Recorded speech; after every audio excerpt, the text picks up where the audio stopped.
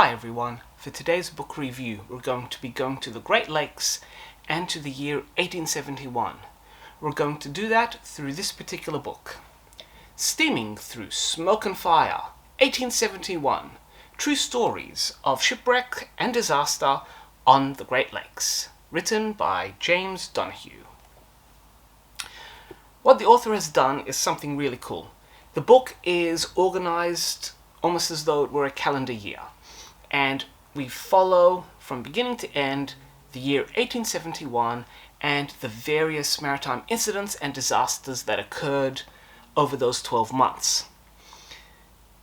He's done this through research and basically picking articles of interest from newspapers and historical records and putting them together in this book.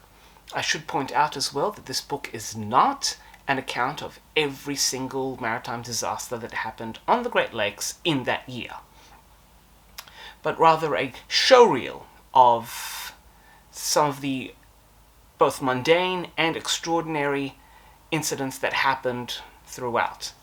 And by doing this, we get an interesting view of the variety of trade, the variety of incidents that happened, and some of the adventures of the ships and the crew and passengers involved.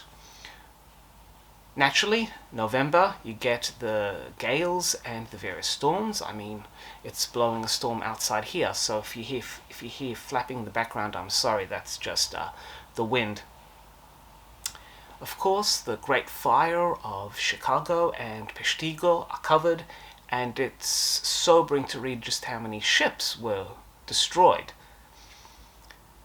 We get some particularly interesting accounts. There are ships that were salvaged only to sink later on. We get premonitions of disaster.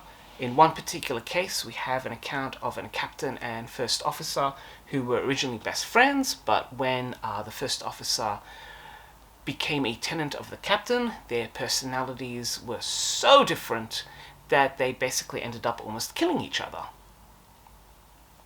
So there's a variety of interesting accounts, and by reading that you get a vivid view of what life was like on the waterfront, on the Great Lakes, of that particularly interesting year.